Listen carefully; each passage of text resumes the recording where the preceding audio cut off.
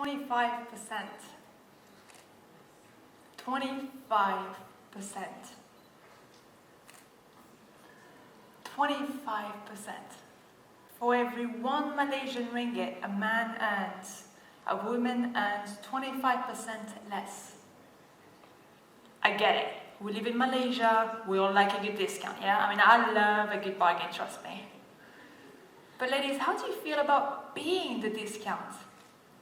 That everything you do is remunerated 25% less because you are a woman. It literally means you will take 15 months to make what a man earns in 12 months. Women operate at a discount. And this is true across all occupations, across all sectors, male-dominated, female-dominated, or balanced. This is true across the world, whether you're in Cambodia or in Iceland, women operate at a discount. So what I'd like to do today is talk to you about the elephant in the room. I'd like to talk to you about why women earn less than men, and that is our problem because we are the discount. I'd like to talk to you about why this happens and what we can do to stop being the discount. Why does wage gap matter? The thing I like about salary is that you can measure value, yeah? And the fact that there is a wage gap between what a man and a woman earns means that we're being valued differently. This is not an opinion, it's cash, ladies. It's cash in the bank for the value you create. Either you earn it or you don't. And the business reality is that you are the discount. So women are being valued less than men. 25% less. I'm not okay with that. And I'm sure I'm not the only one. Because you see, my work is just as valuable as that of my male co-founder at our company. You see, the value we create is equal. And no, I don't believe that there's a male conspiracy against women or whatsoever. So why would I operate at a discount? Am I less educated? No. Am I less skilled, less experienced? No. Is my performance lower? Are my results worse? Do I work less time? No, no, no. So why would I earn 25% less than my male partner? It baffles me. Let me tell you about the 3 biggest myths about why women are the discount. Myth number 1. Some people still believe that women are less educated than men, and this is simply not true. The World Economic Forum shows that globally, women are as educated as men. In fact, in countries like the US, it's been 30 years since women have started outnumbering men in earning a bachelor's degree. So education is not going to cut it, right? We're getting the same education, same qualifications, but we're not getting the same income. And that gap starts as soon as you hit the labor market. Studies from the American Association University of Women show that women graduate at a wage gap. And that gap widens over time. So let me break this down for you, yeah? Can I see a show of hands if you are a university student? Okay, quite a lot of you. Out of you lot, women will earn less than your male classmates in the same graduating class as soon as you land on that first job. You become the discount immediately. And that's going to confine you for the rest of your life. What are you going to do about it? Okay, Jess, we hear your feminist talk, but you know, we live in the 21st century and times have changed for women and we are on our way and we'll be there soon. Which takes me nicely to myth number 2. There's been progress. We'll get there. Really? Are we getting there? We're nowhere close.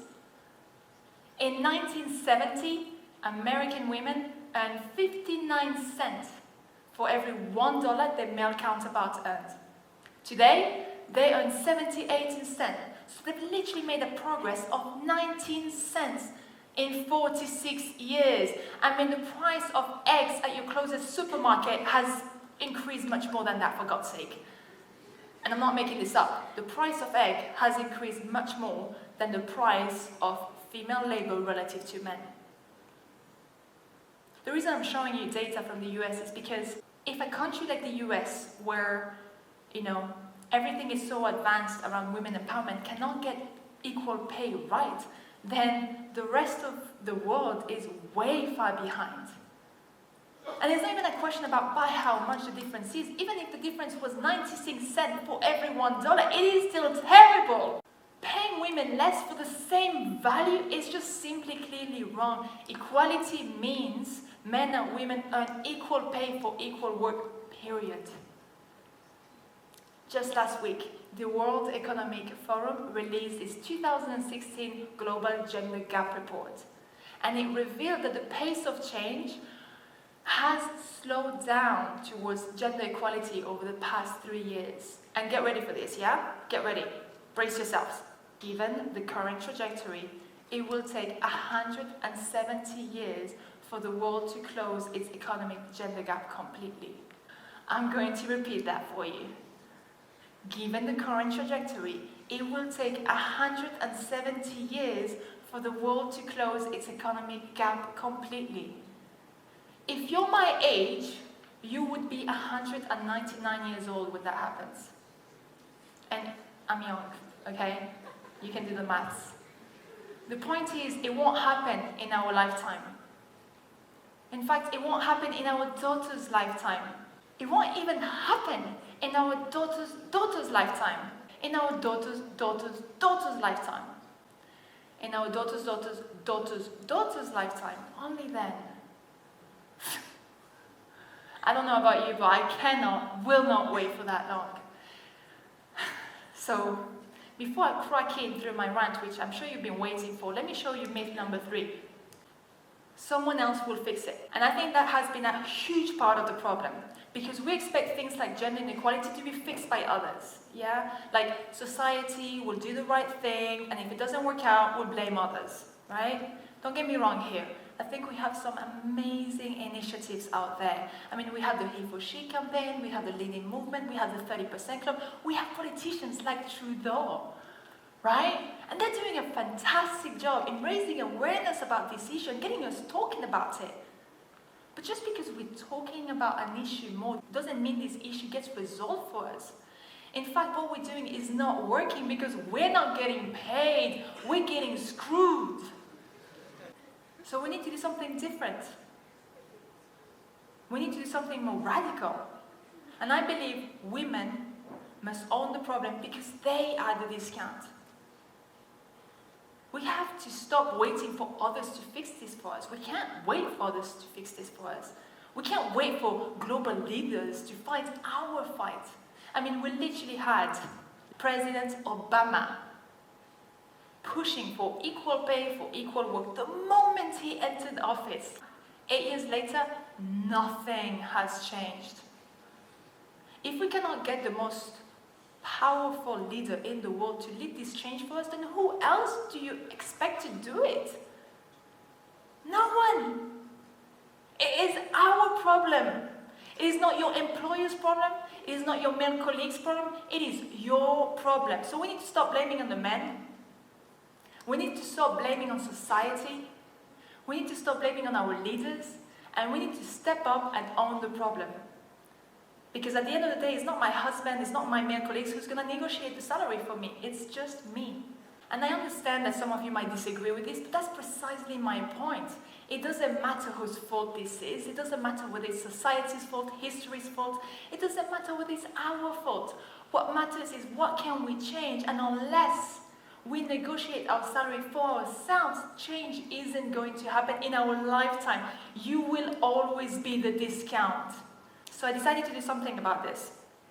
And I used the Lean In platform, and I created the Lean In Career Program, an 8-week journey aimed at empowering women to accelerate their careers. And with practically no budget, I got the best team, the best mentors, and the best trainers I could find. And all together, we enabled 22 ordinary women in Malaysia to truly lean in and to achieve their career goals. We created a space where these women were able to focus on themselves rather than others. A space where they were able to overcome limiting beliefs that had been holding them back for so long. A space where they could be strong and vulnerable at the same time. At the end of this program, the women came together and presented their achievements at that final tournament. And their stories were just beyond awe-inspiring. Some of them started new businesses that they had dreamt about for so long. Others worked towards getting promotions. Some quit jobs that had made them miserable for so long, and others got higher pay. One of my colleagues literally got a 70% raise because she did her research of what she was worth. She did this by looking at what her male colleagues were earning and leaned in and demanded equal pay to her boss. And these women came on stage and they were so confident and so ambitious and so strong and vulnerable at the same time and so just beautifully awesome. And what I realized about these women was that they always had that inner warrior in themselves, but something was blocking it. Fear. Fear of being disliked. As soon as these 22 women let go of that fear, they were invincible. What I learned about running, when I was running this program, was that a major reason why women do not negotiate their salary is because they are afraid of not being liked. We hold ourselves back because we are afraid that other people might not like us. So then I wondered, where does this fear of being disliked come from? And if we are to understand this, we need to understand where does gender bias come from. There's been 30 years worth of research on gender stereotypes that show that we're much quicker to associate men with leadership, whereas with women, we associate them with, being contributors, followers, supporters, but certainly not leaders. What this means is that we expect men to act like leaders, to be decisive, capable of getting things done, powerful, successful. But we expect women to be kind, communal, concerned about others, caregivers, the kind of things you would expect from someone being supportive. We certainly don't expect women to be assertive or dominant. My point is, we have set expectations for men, and we have set expectations for women. And when we deviate from these expectations, we face resistance. As a result of this, as a man gets more powerful and successful, he is better liked. Why? Because he's conforming with our expectations. We expect him to be a lion, and he's acting like a lion. As a woman gets more powerful and successful, she is less liked. We expect her to be a mouse, but she's acting like a lion. What's up with that? You don't believe me? Ladies, over to you. Let me ask you a question. If you had a choice of two men, one man was kind and gentle, lovely. The other man was powerful, successful, a respected leader. Who would you prefer to marry? Sure. Let me ask you this follow-up question then. If you had two types of women, one woman was just so lovely and sweet and communal and kind and generous. The other woman was an alpha female, dominant, ambitious, more powerful than you, more successful than you. Who do you prefer to have as a girlfriend? The more ambitious a woman is, the more power she gains, the less she's liked. Whereas the exact opposite is true for men. Men are expected to be respected leaders. Women are expected to be liked. For a man to be respected, he needs to negotiate for higher pay. For a woman to be liked, she needs to take care of others. But the foundation of the professional space is based on respect, not friendship. If we are to truly stop being the discount, we need to get over this likability penalty. We need to get past this likability bias. How do we do that? We let go of the fear of not being liked. The blunt truth is that women do not respect themselves enough and lack the courage to stop being the discount because we are afraid of not being liked. And that is limiting us in the way we lead, it's limiting us in the way we get paid, and it's limiting us in the way we are treated as human beings. Just 2 weeks ago, a friend of mine who was trying to get promoted literally told me, I don't want to be perceived as too bossy, too pushy. I'm worried about losing my job. We're more worried about getting fired than not getting paid enough. We're more worried about being disliked than being disrespected. And we worry about this because society has conditioned us.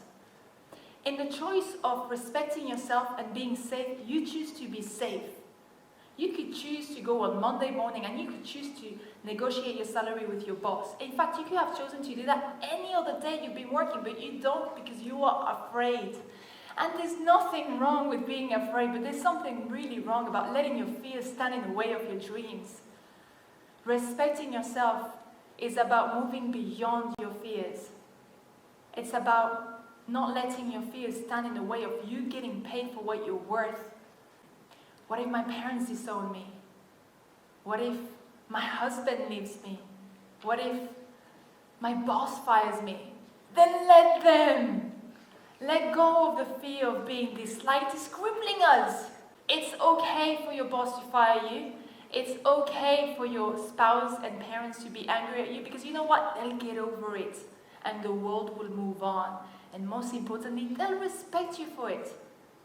Because don't confuse the fact that because your father loves you doesn't mean he respects you. The fact that because your boss likes you doesn't mean he respects you or she respects you. It's okay not to be liked. It is not okay to be disrespected.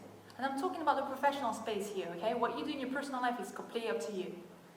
But if we are trying to achieve equal pay, we will not get there because everyone else likes us. But we will if we respect ourselves first and confidently negotiate for it. It is by respecting ourselves first that we'll let other people respect us. If you're a fan of House of Cards, I think you'll like this. Robin Wright, who plays Claire Underwood in the series, opened up about her recent salary negotiations with her employer, Netflix. She found out that she was being underpaid because her male co-star, Kevin Spacey, was earning much more than her. So she leaned in and she negotiated and she said, hey, pay me equal amount as my co-star. And they denied, they said no. So she looked into the statistics and found out that Claire Underwood, her character, was actually being more popular for a period of time than Kevin Spacey's character. And she capitalized on it. And she literally said, you better pay me or I'm going to go public. And so they did. And today, she earns equal pay to her male counterpart. Next time you're negotiating for your salary, take a cue from Robin Wright. She was able to do this because she respects herself and she expects others to respect her. The 22 ordinary women in Malaysia who completed the program were able to do this because they let go of the fear of not being liked. They chose to respect themselves first. And by doing that, it enabled them to achieve extraordinary things for themselves. So ladies and gentlemen, if we are trying to stop being the 25% discount, then I believe women must own the problem because they are the discount. We can own the problem by letting go of the fear of not being liked. In the professional space, it is okay not to be liked. It is not okay to be disrespected. The fight starts with respect and ends with equal pay.